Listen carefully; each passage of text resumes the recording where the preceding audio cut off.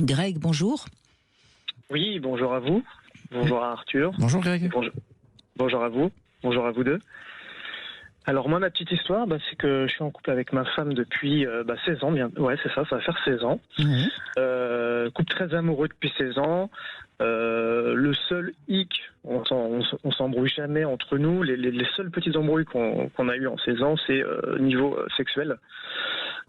J'ai souvent, enfin pas souvent, mais j'ai de temps en temps ressenti des frustrations puisqu'on n'avait pas la même libido. Oui.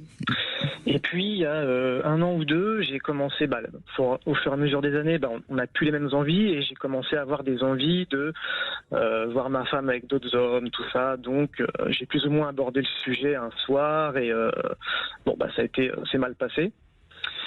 On en a reparlé.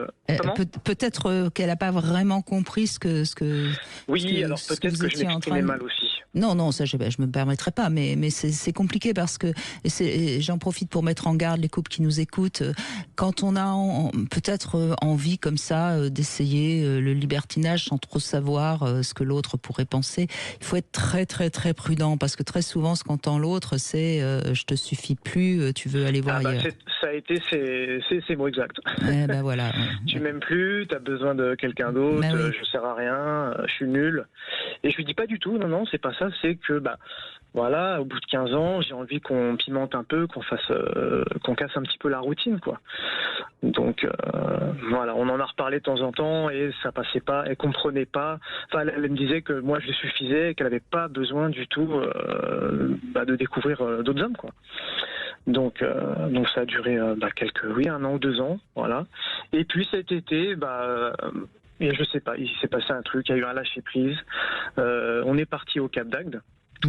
Alors ça fait 15 ans qu'on va là-bas, on a un petit appartement là-bas, mais je précise en dehors du camp naturiste. Voilà.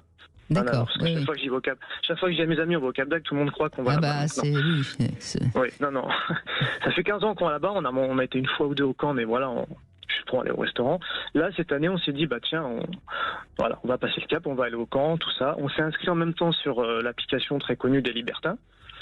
Et puis, on a fait quelques rencontres en soirée, tout ça. Et ma femme a été très surprise du succès qu'elle avait auprès des femmes et des hommes qui, oui, parce que moi, je la trouve magnifique, mais elle dit que c'est mon regard à moi en tant qu'amoureux, donc voilà.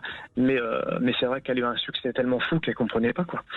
Et je pense que ça l'a mise en confiance, tout ça. Ça a stimulé un peu sa libido aussi, quoi qu'on en dise. Oui. Hein, On a eu une libido au mois d'août comme jamais on a eu, je crois. Et donc du coup, on a fini par passer le cap et elle s'est laissée prendre au jeu et puis oui, on est devenu, ça a créé entre nous une complicité encore plus forte qu'on avait avant, une flamme encore plus forte. Et puis je vois qu'elle est et puis moi je prends beaucoup de plaisir dans son plaisir. C'est ça qu'elle avait du mal à comprendre parce que elle comprenait pas le principe du candolisme. Moi j'avais cette envie là, mais elle n'arrivait pas à comprendre. Et puis moi j'avais cette envie là, mais je savais pas si sur le fait accompli comment j'allais réagir. Parce qu'on peut avoir des envies. Bien sûr.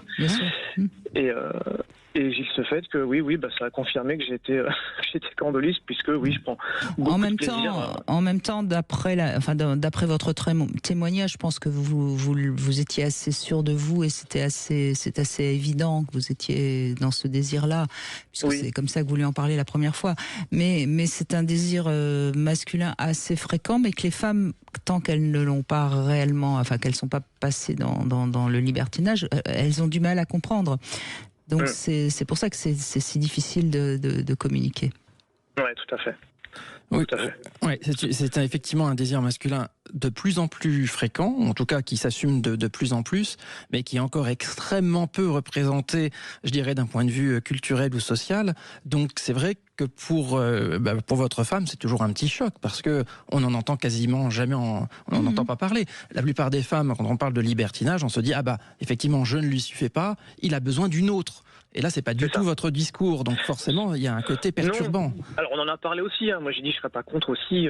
Voilà, essayer une autre femme, mais c'est pas ma priorité. Et on en a parlé aussi à une soirée. On a fait une soirée privée avec dans une grosse villa où il y avait plusieurs personnes. Elle m'a dit, peut-être que je serais capable, peut-être, de te laisser faire quelque chose avec une dame si je suis là, et si elle est moins belle que moi, quand même.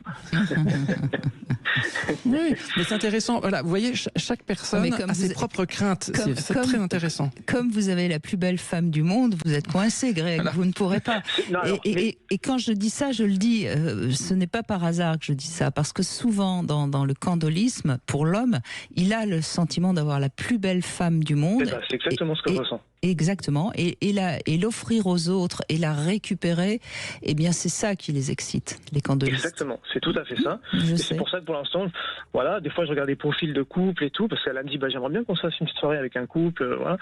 Mais pour l'instant, je ne trouve pas de couple avec une femme qui m'attire plus que ma femme. C'est ça qui est. Non, mais écoutez, elle est heureuse comme ça. Vous aussi, pour l'instant, ne bougez rien. Oui, c'est vrai qu'elle me fait même un peu peur parce que ça va du coup très vite. On a même cassé un peu les codes qu'on s'était donnés, c'est-à-dire qu'on s'était dit, voilà, on se dit tout, voilà, tout est transparent et on fait jamais l'un sans l'autre.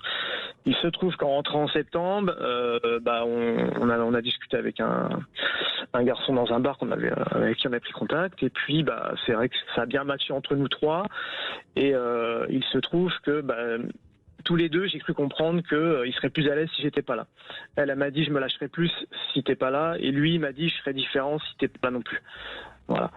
Donc j'ai laissé faire les choses, et puis oui, ça m'a stressé un petit peu, mais bon, elle me raconte tout, et puis j'ai le droit des petites vidéos le soir quand elle rentre. Voilà. Donc vous avez un peu de souffrance, un petit peu de peur, et puis après une super excitation, et puis voilà. Bon, écoutez, de toute façon vous communiquez bien ensemble, donc a priori. Mais c'est aussi la peur qui provoque l'excitation, et donc c'est pour ça que. Oui, il y a plein de sentiments. Même elle a un peu la peur quand elle va voir, quand elle est partie voir son potentiel amant ce premier soir, elle était stressée, elle était excitée.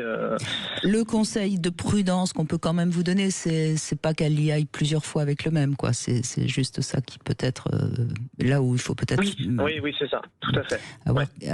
Respecter quelques règles, parce que malheureusement, on joue un peu avec le feu, évidemment.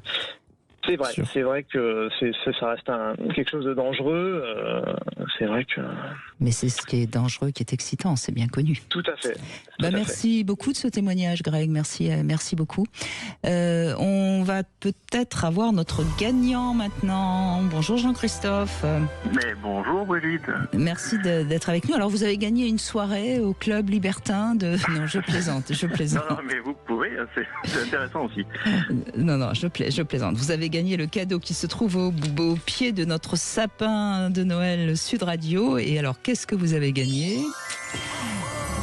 Vous avez gagné la carte cadeau d'un montant de 200 €, donc chez Maison Scarlett, la marque française numéro 1 de boîtes à bijoux et boîtes à montres jolies, qui sont donc super. Voilà, vous en aurez des grandes, des petites en léopard, enfin bref, il y a toutes sortes de montres. Et ceux qui ça intéresse, vous pouvez aller sur le site maison-scarlett.fr, mais vous, c'est offert, évidemment. C'est très gentil. Je vous en prie. Merci d'avoir joué. Merci beaucoup. Merci, et puis bonne continuation, et puis continuez comme ça. Merci beaucoup. On va continuer, et puis on va continuer aussi à vous offrir des cadeaux sur Sud Radio jusqu'au 27 décembre. Et puis si vous voulez doubler vos chances, vous allez sur les réseaux sociaux et sudradio.fr. Bon, on a pas mal d'appels. On va se quitter un petit instant, puis on va redonner la parole bien sûr sur Sud Radio.